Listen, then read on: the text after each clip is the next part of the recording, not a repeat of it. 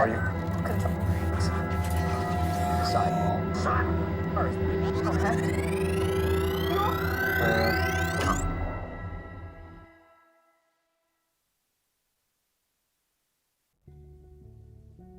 Bridge was created with a simple purpose: to bring people together.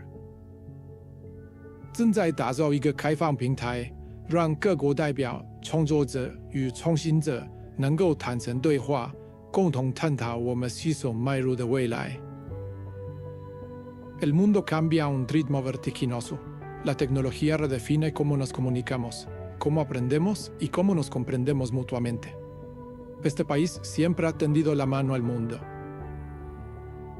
ये एक ऐसा देश है जिसने हमेशा दुनिया का स्वागत किया है और ब्रिज उसी भावना का विस्तार है। ये अफ्रीका, एशिया और पश्चिम को जोड़ता है। Ce soir marque le lancement d'une nouvelle plateforme d'échange que nous espérons voir devenir un terreau fertile pour de nouveaux partenariats, des idées véritablement novatrices und neue Wege für Medien und Kommunikation über alle Grenzen hinaus.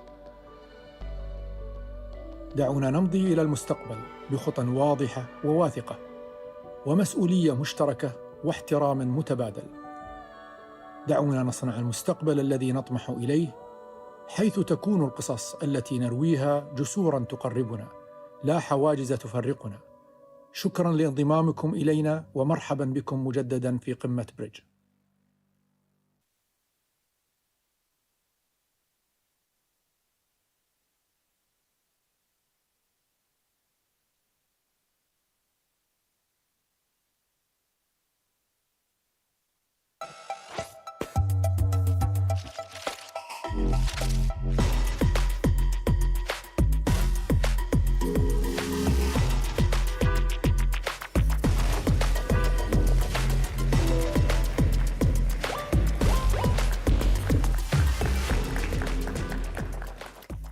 You know, this is one of those moments, and I think we've all had them, when you know that something significant is happening. This is one such moment for me, and let me tell you why it matters. The global media and entertainment industry generated in excess of $2.8 trillion in revenue last year. Yeah, that is quite a lot, but perhaps even more significant is how the lines between sectors have blurred, so much so that gaming now rivals film and television combined at $200 billion annually. Streaming is changing the way in which 1.6 billion subscribers consume content, and 67% of content creators are now using AI tools. Those are quite significant changes when you look at the size of the industry and the impact that it has. So very, very exciting. But to me, perhaps even more exciting is this, that cross-platform collaborations have increased by 340% in just 3 years. That's extraordinary when you think about it. And in fact, what it means is that musicians are now becoming game developers, and filmmakers are now creating these incredible immersive experiences. So you can imagine, when you think about that, where else in the world would you rather be right now, except right here, at the inaugural Bridge Summit, where the global media ecosystem has come together, not just to explore its today, but to try to chart what its tomorrow will look like. So whether you're here with us in Abu Dhabi, or indeed wherever in the world you may be, good morning, good afternoon, and good evening, and welcome to it. It being this, the largest debut media event in the world. My name is Dumi Makhabo, and I am going to be your host today on this day one of a very, very busy 3 days. We have 5 stages in all, And you can imagine thousands upon thousands of delegates here to engage, to explore, and to look at collaboration. How do we collaborate in a way that makes us better, more exciting, more dynamic, and more innovative? But let's get the show on the road. With the official welcome, I'm going to ask you to please give a very warm and hearty welcome to His Excellency, Dr. Jamal Mohammed Obaid Al-Khabi. He is the Director General of the National Media Office of the United Arab Emirates and also Vice Chairman of the Bridge Alliance.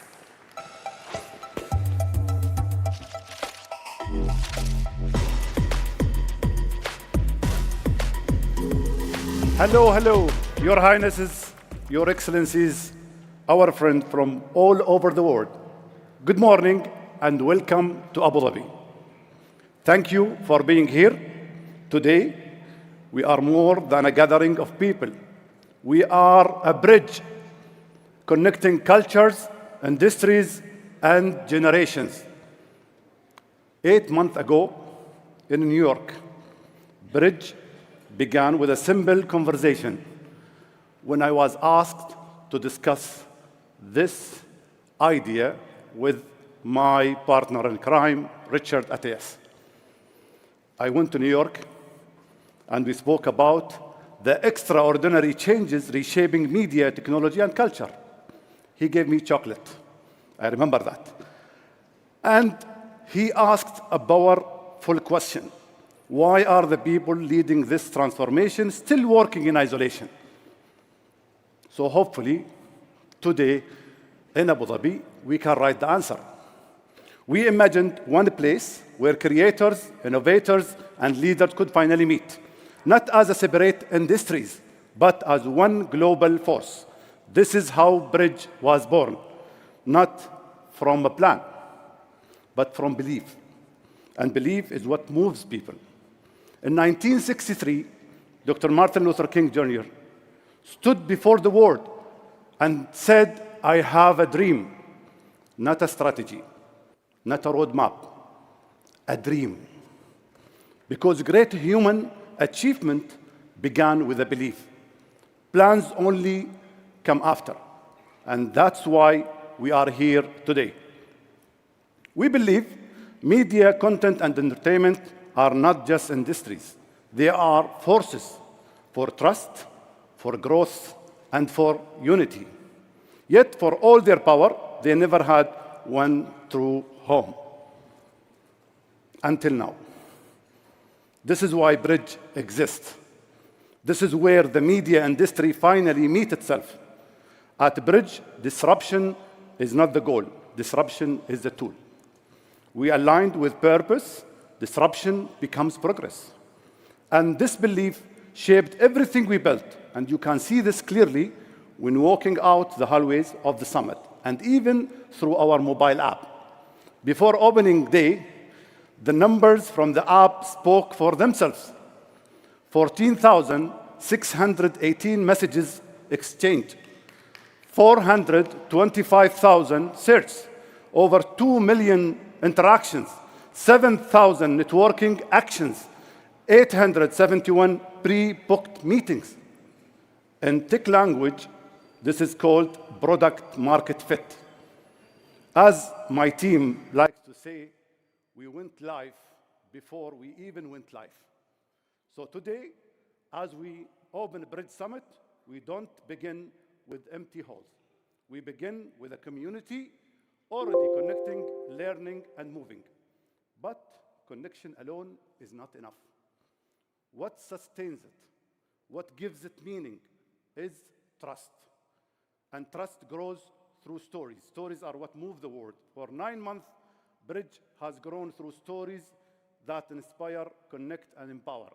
From Washington to London, from Cannes to Tokyo, from Seoul to Shanghai and Cairo, we listened closely to every story shared along the way. And when we take the time to listen to the stories of others, we begin to understand their journeys, struggles, and dreams. In that moment, their story becomes our story too. And when we truly understand one another, we find common ground. From that understanding, new ideas are born, new partnerships are formed, and new bridges are built.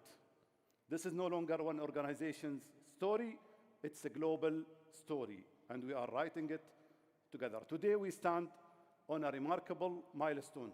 More than 55,000 registration in our website from 182 countries, including 26,000 media professionals, 15,000 creatives and marketers, 12,000 directors and managers, 10,000 founders, CXOs and investors, royalty, statesmen, innovator, storytellers, different words, now working as one. We are not a collection of individuals, we are a bridge.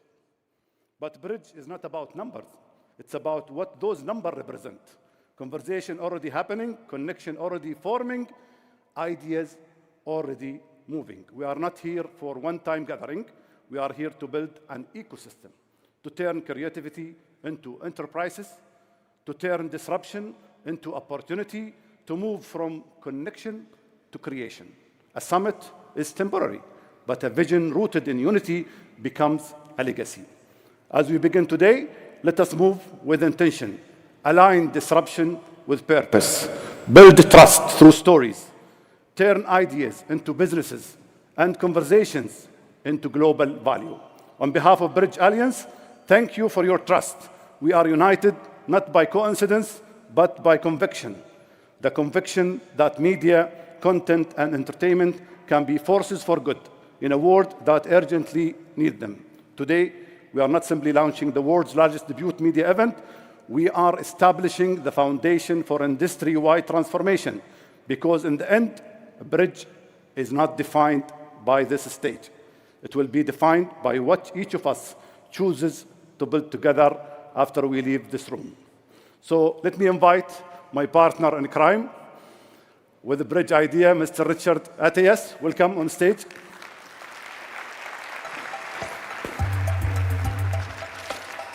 Thank you. All the best. Your Highnesses, Your Excellencies, distinguished guests, leaders of media, technology, business, and culture, ladies and gentlemen, dear friends, good morning. As my dear friend Dr. Jamal has said, 8 months ago, Bridge was nothing more than a disruptive idea, which was born, in fact, before New York, during a lunch, here in Abu Dhabi, hosted by His Excellency Dr. Sultan Al-Jaber, who doesn't need any introduction, with His Excellency Sheikh Abdullah, the Chairman of National Media Office of Abu Dhabi, His Excellency Dr. Jamal, and myself. We had a simple, strong conviction that the global media community had no real home. No place to brainstorm, no place to connect, no place to imagine the future, no place to build partnerships or to pause long enough to understand what is truly happening in our world. Today, that idea becomes a reality thanks to you. Bridge is no longer a concept, it is an alliance. An ecosystem born from urgency, powered by creativity, and elevated by your presence. In a world where information travels faster than truth, where technology evolves faster than regulation, where narratives shift faster than societies can adapt, the need for a trusted, neutral global space has never been greater. This is why Bridge exists. You are attending not as spectators, but as architects of your future. Here, editors, entrepreneurs, regulators, innovators, creators, and investors will think together, debate together, and build together. Here, we will explore how AI is reshaping journalism, how trust can be rebuilt in an age of skepticism, how storytelling can transcend borders and culture, how strategic communication can strengthen diplomacy, stability, and prosperity, and how media, when empowered, becomes one of the strongest forces for peace. And as we inaugurate this new home, let us be humble and realistic like any new house. It may have small imperfections, but year after year, it will become perfect because it is built with passion, generosity, and love by more than 1,000 dedicated staff from the UAE as a gift from Abu Dhabi to the world.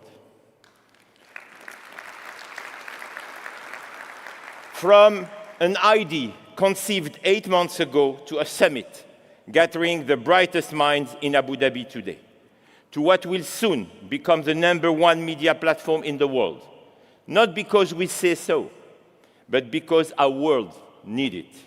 Bridge is more than a summit, it is a commitment to elevate the role of media, a commitment to build an ecosystem of trust, a commitment to give the global industry the place it never had.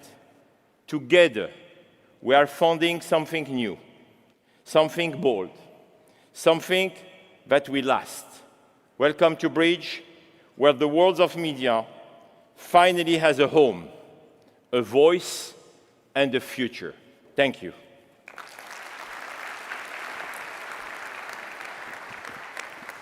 Richard, merci à vous. Thank you so very much to both yourself and His Excellency. We appreciate the chocolates that you gave him, because without those chocolates, I suspect we might not be sitting here. So thank you very much for sharing those chocolates. Here's the reality. Whether we like it or not, somebody creates the content we consume. Whether it is the story, whether it is the movie, whether it is even just that tweet or that message that you sent, there is a creator that is associated with that. So what happens then when you think about democratizing the role of that creator? For that conversation, please welcome on stage Dr. Julie Gichuru, who is the President and CEO of the Africa Leadership and Dialogue Institute. She's going to be having a conversation with a gentleman who I'm going to hazard a guess and say he probably doesn't need much introduction. And the reason he doesn't need much introduction is because not only is he a philanthropist, not only is he a DJ, and a DJ as in playing music. No, I don't think he's going to perform for you, but he's still a DJ nonetheless. He makes films, but perhaps the reason you know him so well is that he is, in fact, an actor as well. And this takes me back to the question, don't give the secret away. You have to just hold it. Wait for me. I'm coming, I'm getting there. He not only plays a significant role in the screens and the movies that we watch, but it takes me back to the question of the creator. Because when you're performing, you create a persona, you create a role, you create this person that we as audiences love, hate, enjoy, engage with, and all of that stuff. So, without any further ado, this will make you really, really happy. Please welcome on stage with Dr. Gichuru, Idris Elba.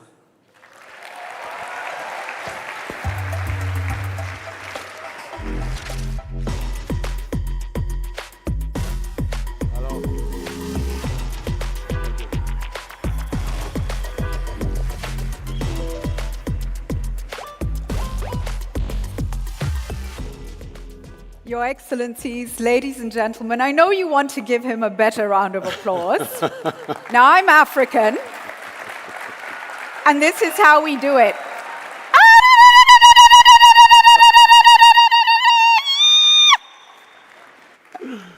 Good morning, good morning, everybody. Your Excellencies, good morning, good morning. What a wonderful opening ceremony. And there's no pressure at all because Idris is here, and we're in conversation. You know, we're talking a lot about bridges. And we're living in interesting, difficult times. Your career to me, has taken us through the many things that you do, but also your heritage, born in the UK, of African parents, worked globally. Idris, it seems that you are a bridge for so many things.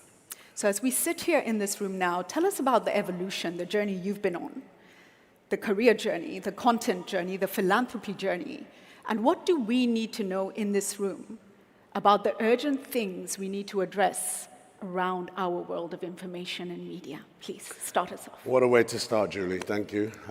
First of all, congratulations, Your Excellency, for creating such an amazing summit.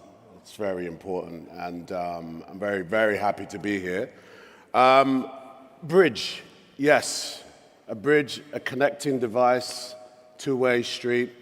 I see myself as an actor that, has been very lucky to be able to bridge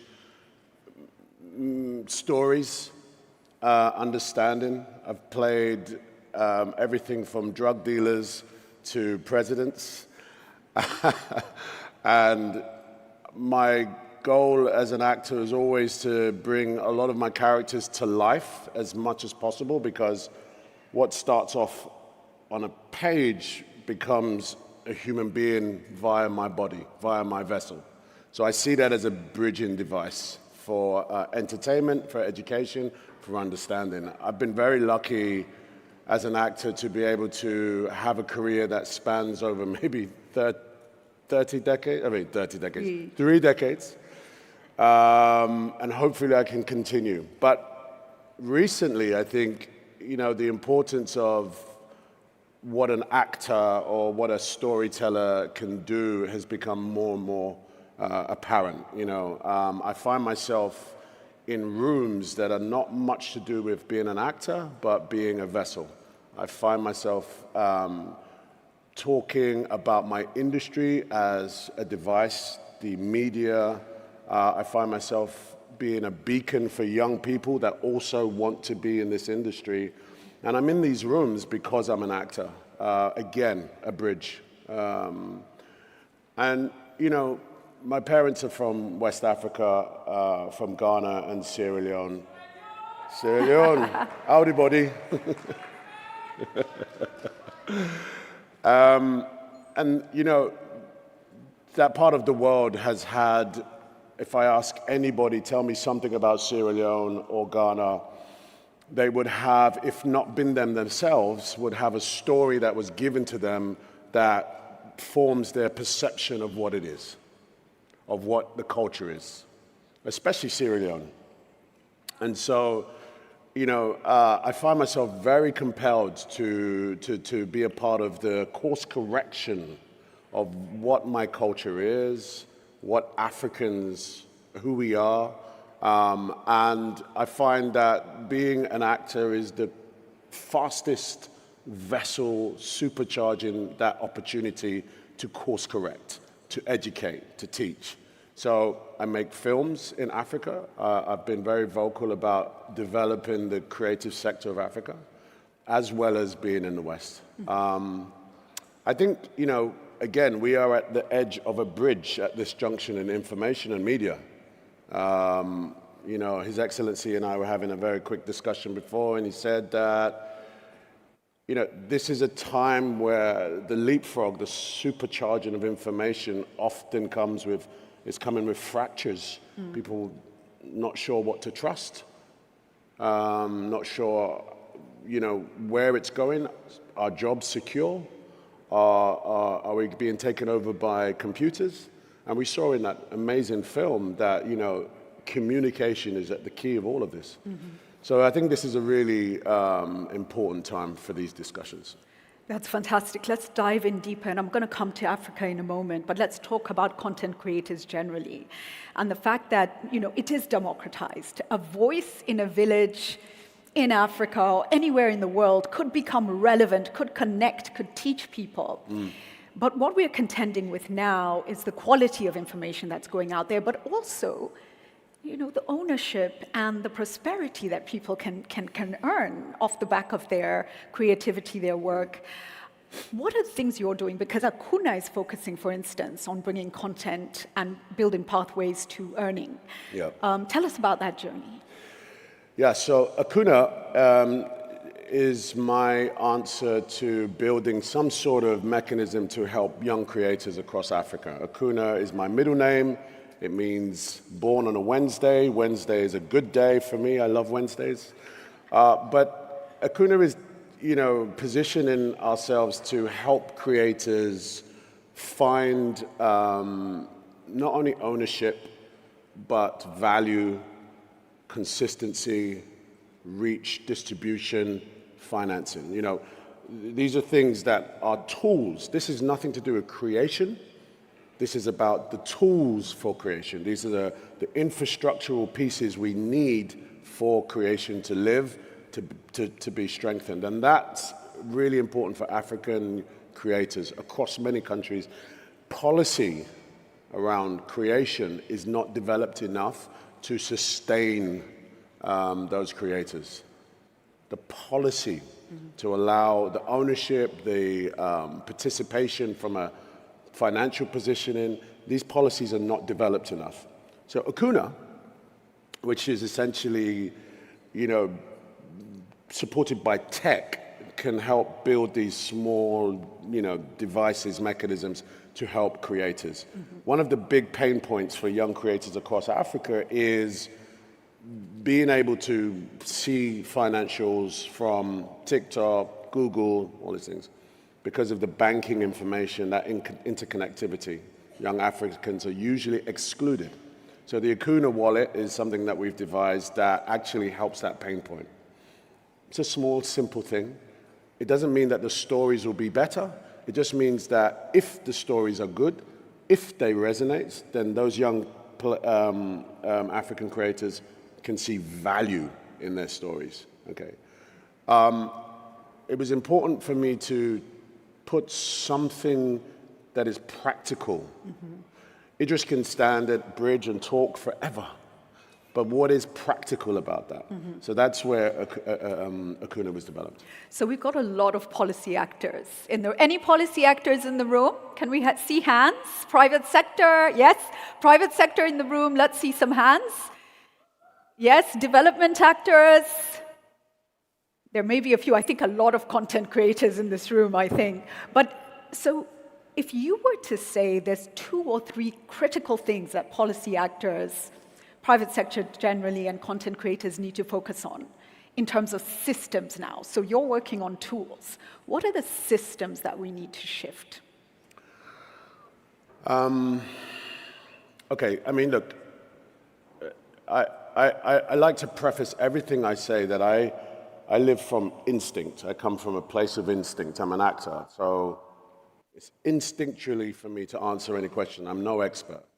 But my observation when I meet governance around this debate is the understanding of what needs. That understanding, that base layer of understanding what policy can do for infrastructures is not very good, quite frankly. That's where it starts. So that's where it starts. So a system of understanding.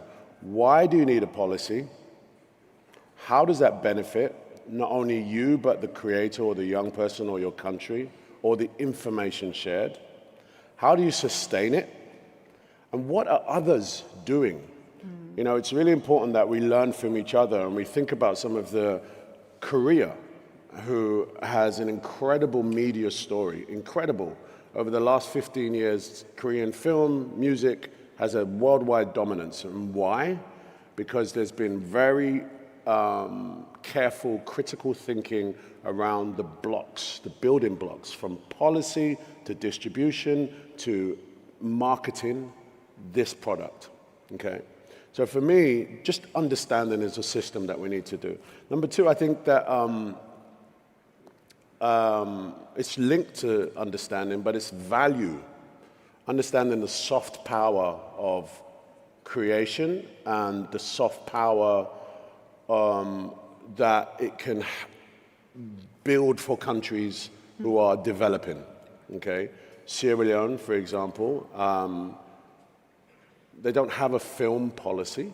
I've been working with the government and the information ministry about building that film policy. Why? Because there is a big young population there, and all they ever hear about is blood diamonds. They don't want to talk about blood diamonds anymore. They want to talk about other stories. So they need a policy. They need to be valued, and their stories to be valued as a way of correcting how Sierra Leone has been seen and understood. So these are some of the systems that, you know, I think need to be really looked at carefully. Okay. And then the truth is, my instinct tells me that we need to be accepting of stories. Acceptance is really important. It's like we accept American stories because they're delivered with grace and elegance and pizzazz. But if a young African tells a story about their village, is our acceptance the same? Not always.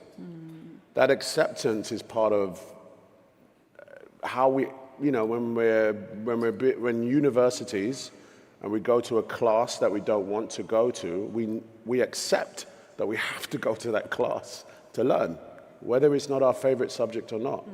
So that acceptance, that is a bridge, that is a two-way transaction. I accept your stories, you accept mine. Powerful. That's really powerful. That's a good segue into Africa, deeper into Africa. And for a long time, I've called you Son of Africa. And we do see you that way, and we see you connect back into the continent. Afrobeats is ruling the world. You know, our music takes control, you know, all over.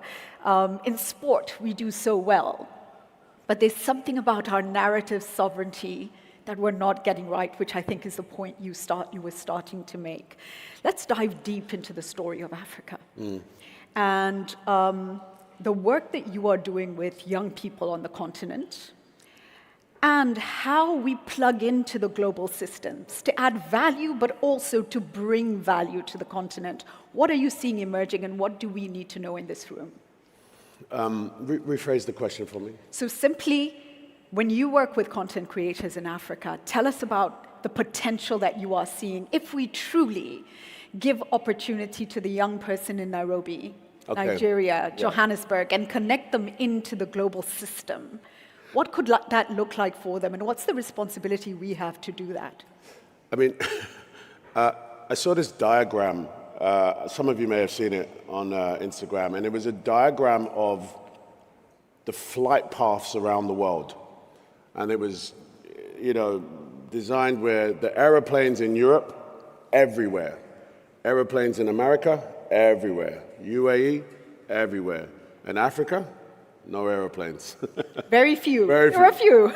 There were some in Lagos, some in South Africa, some in Kenya. But generally, Africa was sort of like, nobody's going there. It seems.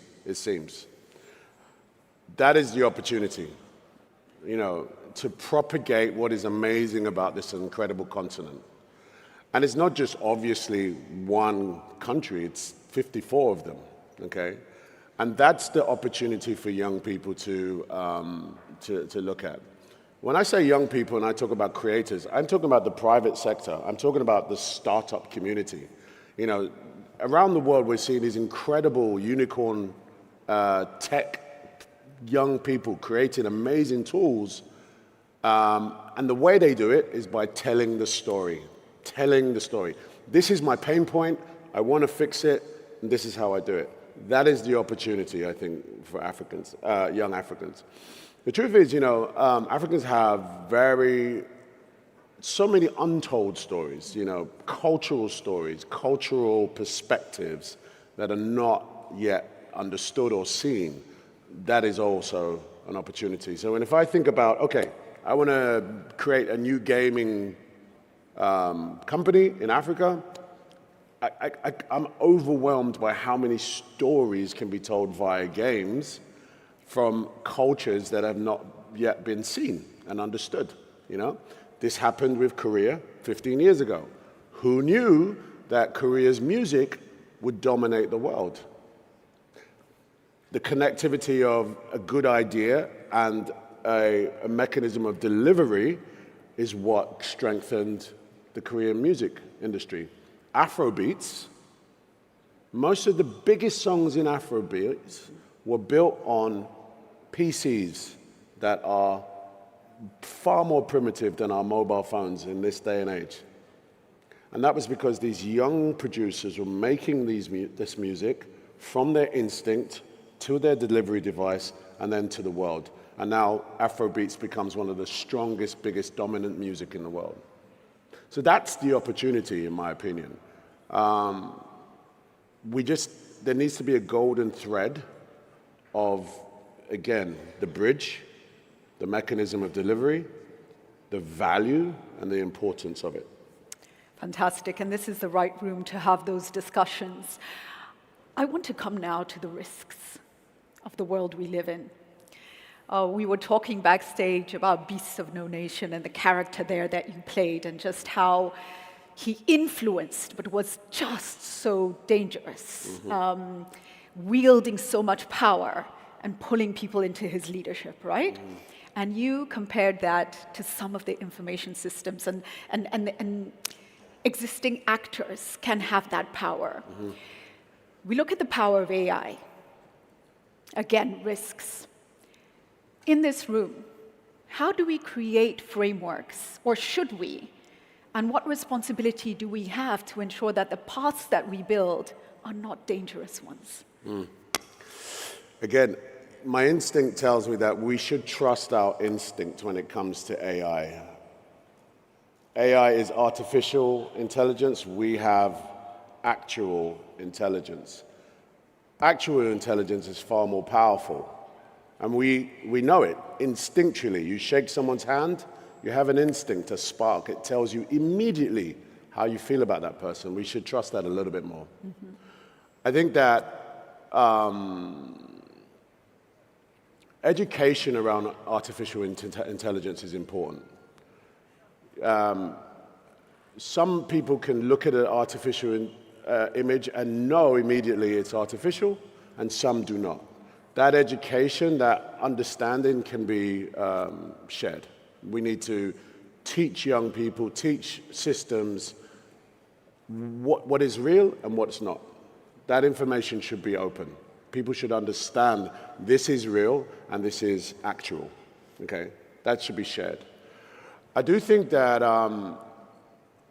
misinformation is the most dangerous part of artificial intelligence, because the artificial intelligence can propel and suppress. The biggest misconception about Africa is based on misinformation. And AI can propel that misinformation. So I think that policymakers need to have very good thinking about this. It's important that we think about how to suppress the misinformation that is, distributed by AI. At the same time, democratizing, the power of it to allow stories to be told and understood further is also important.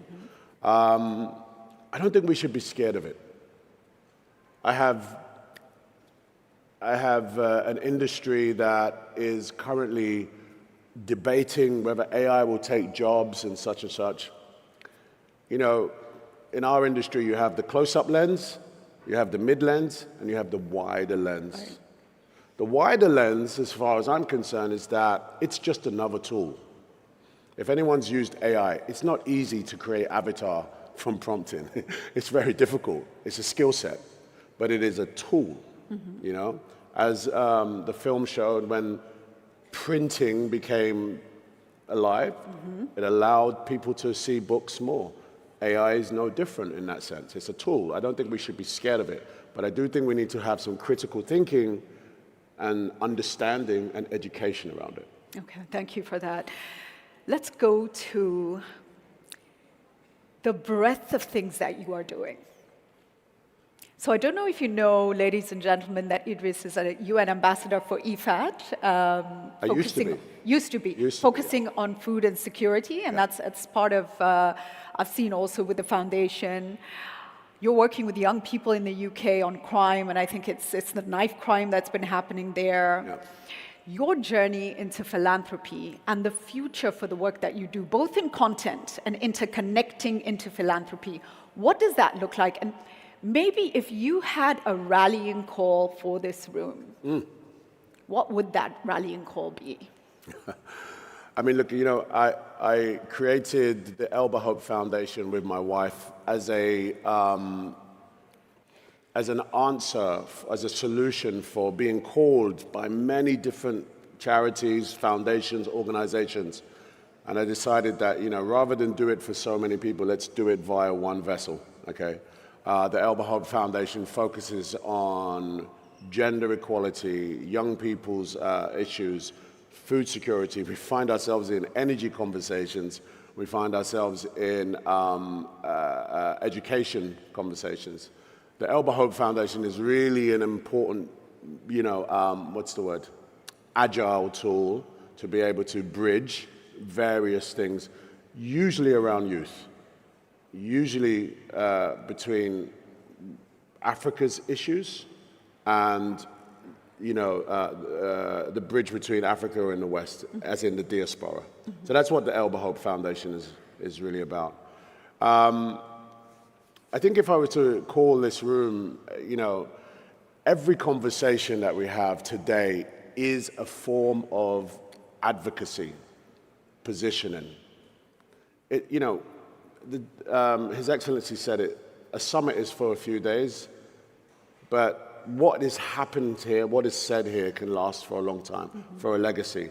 And so it's really important to every conversation we have, every connection we have, let's start that conversation with an intention, and let's build a practical way to have an outcome from that. I see, when it comes to Africa, I hear advocating. And to me, advocating is just another word. It's a lot of talk. Let's position young people to have this. Let's position food security to do this. Let's not advocate forever. Let's position. And to position is for you and I to have this discussion. Tomorrow we have an email. On Sunday we have a practical solution that we can both work towards. And that's it. It's to follow our instincts. It's to use this opportunity at Bridge Summit to connect, form, create, and distribute ideas. That's amazing. Just do it. Do it. Action. Yeah. It's about action. And so in this last minute, I want to touch on the Ubuntu spirit. And the Ubuntu spirit is the African spirit that believes that I am because you are. And the world is in such a dangerous place. It feels like it's fracturing. But we as communicators can push that energy into the ecosystems. Tell me, in a few years from now, if the work that we do in Africa and across the globe goes well, if we partner, if we build pathways to prosperity for content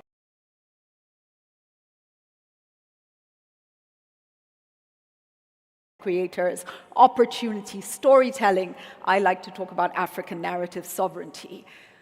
Give me a headline of what it could look like if people were covering the way the world would look if communicators get it right. I think ultimately there would be much better understanding, tolerance, and sharing of ideas, okay? Africa sits at the center of the world, has been a part and has been partners with a lot of the world. And I think that partnership, that understanding can be revitalized and strengthened. I'm hoping that we will see less conflict across Africa, especially with the youth who are seeing a generation ahead of them leaving, quite frankly, and this youth coming in without not much to have. The generation needs to leave more for the young youth. Right. And if we get this right, we can educate this young youth to do this transition without conflict, with purpose, so that we can redesign how people see Africa and redesign how we partner with that part of the world. Thank you. With stories, with communication, with teaching, with learnings, with tech, with finance, all of it. Thank you, son of Africa, for speaking for Africa and the content world as well. Let's give him a round of applause, please. Thank you very much. Thank you so much, and thank you for having us.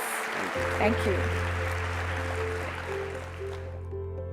So much fun. Loved watching you guys. Thank you, Idris. Thank you, Julie. It's always exciting and interesting when we have conversations and there is a certain focus in that conversation about, okay, it's great that we're all here and it's great that we get along and it's great that we talk and we network and we swap numbers, but then what happens tomorrow? What happens the day after? When does that email get